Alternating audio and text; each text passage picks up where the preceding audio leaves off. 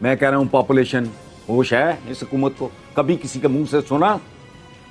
मैं कह रहा हूं तुम्हारी प्राइमरी एजुकेशन इतनी घटिया है, मैं जिसका दिल करे आए एक चक्कर लगा के देखो जरा बाहर। ऊपर से झूठ, टैलेंट की कमी नहीं है। किस बात की भी टैलेंट? लोग दुनिया सारी गाय भैंस बकरी से दूध लेती है, आप केमिकल से दूध लेते हो। ये टैलेंट है? वो शारग में वो प्रेशर से पानी डाल के बकरे का वो वजन बढ़ा लिया आपने गोश्त का 4 टके कमाने के लिए। 5 स्टार होटल्स पे, सो कॉल्ड 5 स्टार तो यहाँ है ही कोई नहीं, इन पे छापे पड़ते हैं तो गंदगी के ढेर इनके किचन से निकलते हैं। टैलेंट की कमी नहीं है। ये तो मैं हैरान ही रह गया। आलू इतने रुपए दर्जन हो गए हैं, अंडे इतने रुपए किलो हो गए, धनिया पता नहीं फिर कितने रुपए तोला हो गया होगा, मुझे नहीं पता।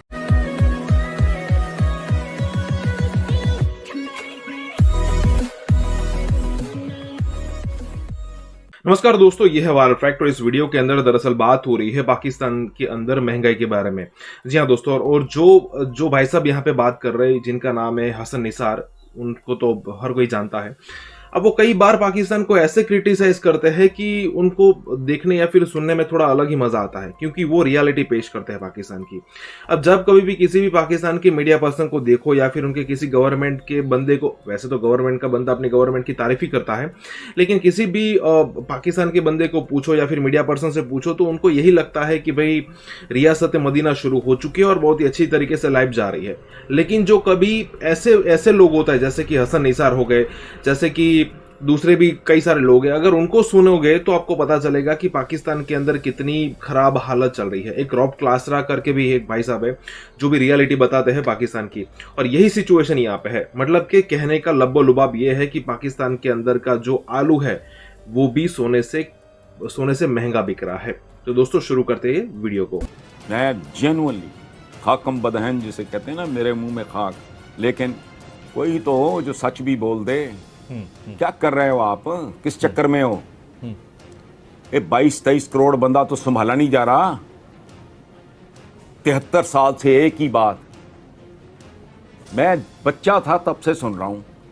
चीनी नहीं है, आटा नहीं है, रोटी नहीं है, दाल नहीं है, रोजगार नहीं है। ओ भाई 73 साल हो गए। उस वक्त मैं आई वाज जूनियर क्लासेस में, I was school going boy, जब ये हबीब जालब का 20 रुपये मन आटा अंदाजा लगाओ। उस वक्त 20 रुपये नहीं थे लोगों के पास एक मन आटे के लिए।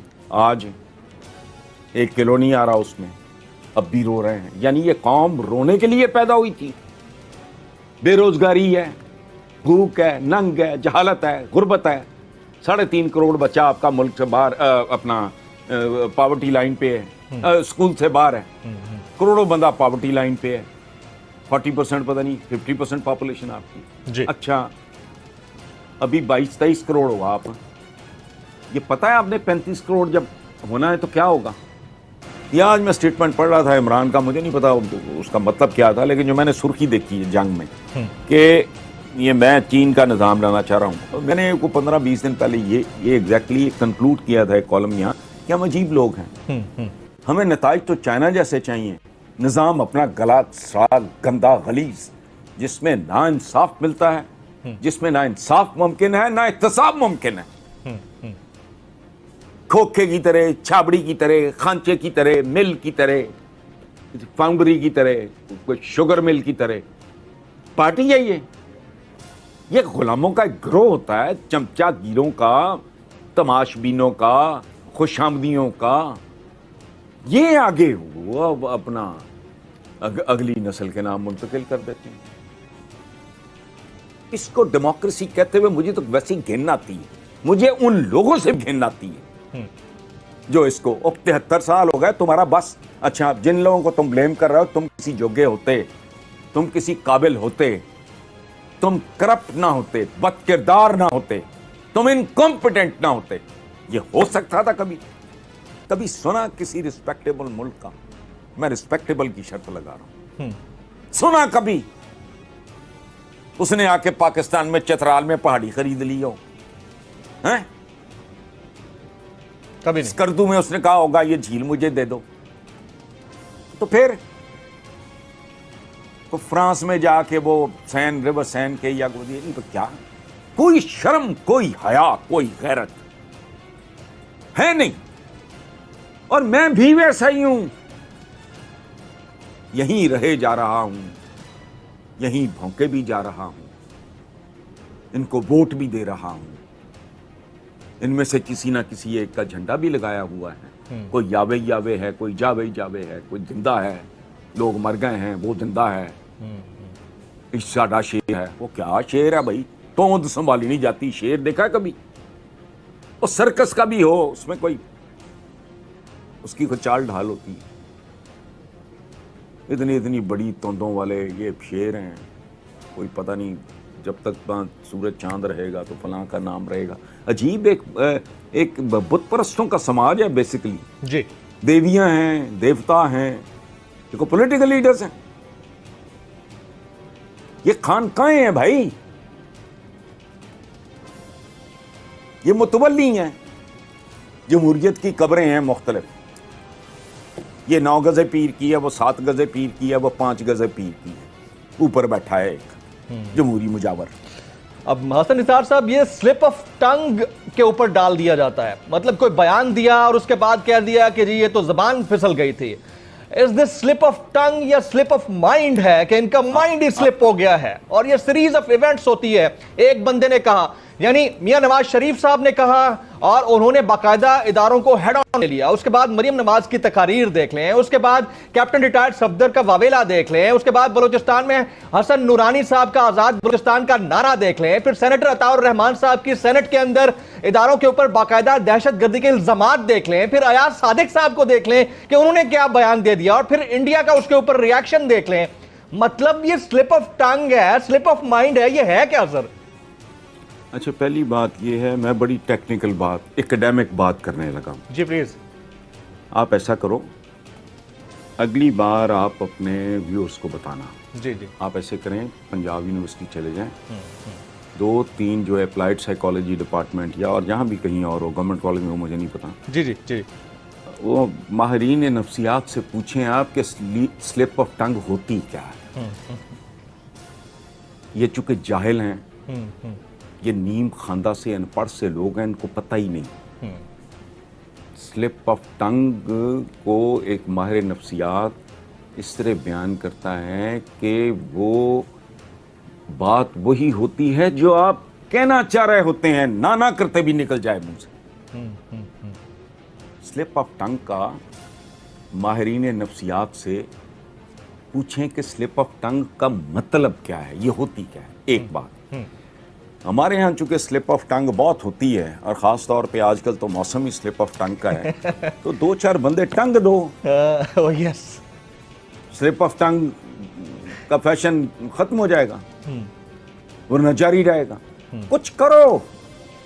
और मैं जेन्युइनली आपको बता रहा हूँ कि एक आध ही अब रेसिपी है सर्वाइवल की, बात निकल गई है हाथ से। मैं कह रहा हूँ पॉपुलेशन होश है इस हुकूमत को, कभी किसी के मुंह से सुना? मैं कह रहा हूं तुम्हारी प्राइमरी एजुकेशन इतनी घटिया है, मैं जिसका दिल करे आए एक चक्कर लगा के देखो जरा बाहर। ऊपर से झूठ, टैलेंट की कमी नहीं है। किस बात की भी टैलेंट? लोग दुनिया सारी गाय भैंस बकरी से दूध लेती है, आप केमिकल से दूध लेते हो, ये टैलेंट है। वो शारग में वो प्रेशर से पानी डाल के बकरे का वो वजन बढ़ा लिया आपने गोश्त का, 4 टके कमाने के लिए। 5 स्टार होटल्स पे, सो कॉल्ड 5 स्टार तो यहाँ है ही कोई नहीं, इन पे छापे पड़ते हैं तो गंदगी के ढेर इनके किचन से निकलते हैं। टैलेंट की कमी नहीं है। इम्तिहानी मराकज आपके नीलाम होते हैं, वो कुछ सोचो। इनको आपस की लड़ाइयों से चोंचे चलाने से फुर्सत नहीं, इनको पता ही नहीं मुल्क किधर जा रहा है। वो मजाक है, नालायक तरीन बच्चे हैं। ये हमारा मुस्तकबिल है, ये मुस्तकबिल के मेमार हैं। वो सुभान अल्लाह, जिनको ईंट पकड़नी नहीं आती वो मेमार हैं, तो माशाल्लाह इमारत कैसी होगी, जैसे कराची में ढहती है ना, इस तरह की इमारतें होंगी। ये पूरा मुल्क ही ऐसी इमारत होगा। ऑलरेडी हो चुका है, अब भी वक्त है कोई होश करे। इनको नहीं पता असल मसाइल का, अब मुल्क की लीडरशिप देखो यार, आप जमील फारूकी साहब, सर। खुदकुशी करने को दिल करता है। बिलावल क्या कह रहा है, आलू इतने रुपए दर्जन हो गए हैं। मैं सोशल मीडिया नहीं देखता, मुझे देखना ही नहीं आता, पर लोग मुझे दिखा देते हैं कोई इस तरह की इंटरेस्टिंग चीज, तो मैं हैरान ही रह गया। आलू इतने रुपए दर्जन हो गए हैं, अंडे इतने रुपए किलो हो गए, धनिया पता नहीं फिर कितने रुपए तोला हो गया होगा, मुझे नहीं पता। तो सर वैसे भी तो जमहूरियत, हम बड़े आप जैसे असातिज़ा से सुनते आ रहे हैं कि जमहूरियत तो अक्सरियत की आमरियत है और उसके हम नताइज देख रहे हैं। तो जब सिलसिला ऐसा ही है तो निज़ाम बदलना ही है, तो फिर व्हाई नॉट प्रेसिडेंशियल सेटअप इन पाकिस्तान? नहीं, सेटअप देखें, बात सुने जी उसमें भाई मेरे, ये निज़ाम शिज़ाम जो है ना, ये सेकेंडरी होते हैं। स्टेट क्यों मार जरूरी है? क्या करते हो आप? अपनी आप आज़ादी एक ख़ास ग्रोह के रहमो करम पे डाल देते हो, गिरवी डाल देते हो उसके पास। निज़ामों नजूमों का नहीं इशू, निज़ाम कोई कर लो, मुझे नहीं परवाह।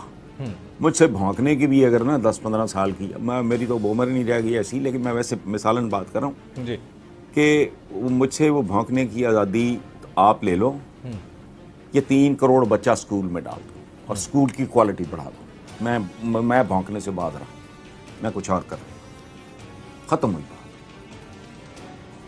निज़ाम होते हैं क्या, किसी भी निज़ाम का हदफ क्या होता है, हुकूमत क्या होती है, स्टेट क्यों है, उसका एक ही टारगेट है या होना चाहिए, वो है वेलफेयर ऑफ द पीपल, अवाम की फलाह व बहबूद। वो आप तलवार के जोर पे ले आओ, वोट के जोर, मेरा कंसर्न नहीं है भाई। ये 3 करोड़ 3.5 करोड़ वजह चाइना है ना, मैंने वो चाटना है उसके निज़ाम को, उसकी जमहूरियत को। मैंने क्या करना है, मैं लानत भेजता हूँ। मुझे इस बात से दिलचस्पी है कि वहां, मुझे उन लोगों से भी दिलचस्पी है, मुझे इंडिया की गुर्बत देख के भी उतना ही दुख होता है। मैं सच्ची बात आपको बताऊं, वहां डिक्टेटरशिप से भी बदतरीन हो जाए, मैंने क्या करना भाई। मैं कुरान पढ़ता हूँ, आप वो ग्रंथ साहब, कोई अगर गीता पढ़ता है या कोई अगर बाइबल पढ़ता है तो वो अपना करे, अपना काम करो, खत्म करो। मैंने क्या करना है? ये गंदी गलीज ड्रिल, ये गंदी गलीज एक्सरसाइज हैं। वोट को इज्जत दो, तुमको ट्रिलियनर बना दो डॉलर्स में, लोग भूखे मरें, वोट को इज्जत दो। ये क्या लोग हैं? हम पागल हैं? कौन है? बुत परस्त से लोग हैं। वेलफेयर अगर है किसी भी शक्ल में, मैं इजहार जहन्नम में गई भाई। इदारे आज़ादी में 10 साल बाद फिर बात कर लेंगे, जो कोई भी होंगे उनसे निपट लेंगे। 10-15 ट्रैक पे ले आओ। ये 3-3.5 करोड़ बच्चा जो बाहर फिर रहे हैं, इसको अच्छे स्कूल में डाल दो, मुझे नहीं चाहिए कुछ। राइट। अच्छा सर, उनको 2 वक्त की रोटी, शर्म आती है। अच्छा सर, एक सवाल बड़ा इंपॉर्टेंट है। शर्म आती है। 73 साल हो गए, रोटी रोटी रोटी। मुझे लगता है भूखों का कोई, ये मुल्क किस लिए बनाया था आपने?